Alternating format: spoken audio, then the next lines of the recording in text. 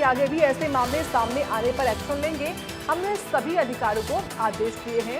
SYL के मुद्दे पर भी राजेश नागर ने कहा कि एसवाईएल के पानी पर हमारा हक है, पानी हमें मिलना चाहिए और हम लेकर रहेंगे। पंजाब यूनिवर्सिटी पर भी हमारा हक है, ये भी राजेश नागर की ओर से कहा गया। तमाम बड़ी बातों का जिक्र किया है यहाँ पर मंत्री ने। राजेश नागर की ओर से एसवाईएल के मुद्दे पर भी बयान दिया गया है। उन्होंने कहा कि एसवाईएल के पानी पर हमारा हक है, तो पानी हमें मिलना चाहिए और हम लेकर रहेंगे, ये उन्होंने कहा है। पंजाब यूनिवर्सिटी पर भी हमारा हक है, तो पानी हमें मिलना चाहिए, वो हमारा हक है और हम लेकर रहेंगे।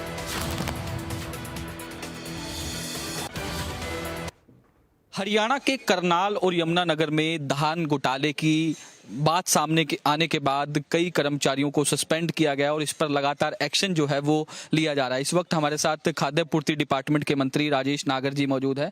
सर, धान घोटाले के मामले लगातार सामने आ रहे हैं, एक्शन भी हो रहा है, विपक्ष भी सवाल उठा रहा है कि धान घोटाला जो है वो बड़े स्तर पर किया जा रहा है, एक्शन क्यों नहीं ले रही सरकार?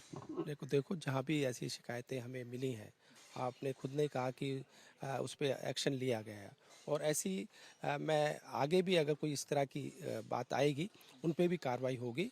और जो आपने कहा कि भाई इस तरह की अगर बात आ रही है तो उस पे जो हमने अब सभी अधिकारियों को कह दिया है और आज भी हमारी उसके लेकर एक बैठक है 3 बजे कि भाई इस तरह की कोई शिकायत आती है तो उस पर तुरंत कार्रवाई करें। कोई सस्पेंड भी किए गए हैं क्या? कुछ सामने आया था? हाँ बिल्कुल, जो भी इसमें संगत पाया गया उसको खिलाफ एक्शन भी लिया, उनको सस्पेंड भी किया। 3 बजे किस चीज़ की मीटिंग बुलाई आपने? हमारे डिपार्टमेंट की एक बैठक है और उसमें सारी जो रिव्यू किया जाएगा, जो भी प्रोक्योरमेंट हुई है मंडियों की और जो भी उसमें दिक्कतें आई हैं, जो भी कमी रही है, उनके बारे में सारी रिव्यू मीटिंग एक ली जाएगी, समीक्षा बैठक की जाएगी। समीक्षा बैठक ली जाएगी। सर, कल केंद्रीय गृह मंत्री अमित शाह की अध्यक्षता में उत्तरी जोनल काउंसिल की बैठक थी। इसमें पंजाब, हरियाणा, हिमाचल और भी स्टेट के जो मुख्यमंत्री शामिल हुए थे।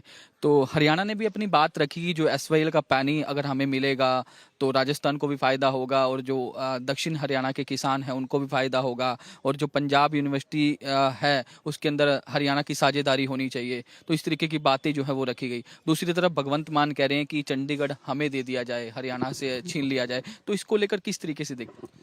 देखो जिस तरह की वो बातें कर रहे हैं, निराधार बातें कर रहे हैं, देखो पानी का हक हमारा भी है, हमें अपना हक मिलना चाहिए और अपना हक हम लेकर भी रहेंगे। और यूनिवर्सिटी की बात है तो इसमें बिल्कुल इसमें भी हमारा हक है कि भाई हमारी कॉलेज वहाँ से एफिलेटेड हो।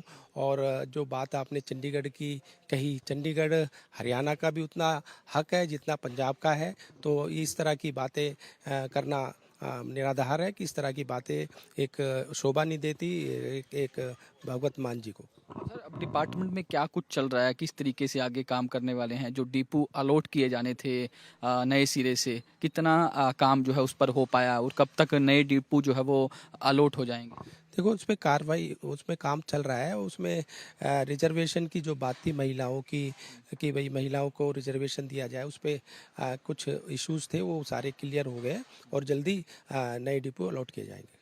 शुक्रिया हमसे बातचीत करने के लिए। तो राज्य मंत्री राजेश नागर हैं, तमाम मुद्दों को लेकर बातचीत की है। और जिस तरीके से भगवंत मान की ओर से कल जो मीटिंग थी केंद्रीय गृह मंत्री अमित शाह की, उसके अंदर कहा गया कि चंडीगढ़ जो है वो पंजाब को दे देना चाहिए। इस पर कटाक्ष करते हुए राज्य मंत्री ने कहा कि जितना हक पंजाब का चंडीगढ़ पर है उतना हक हरियाणा का भी है।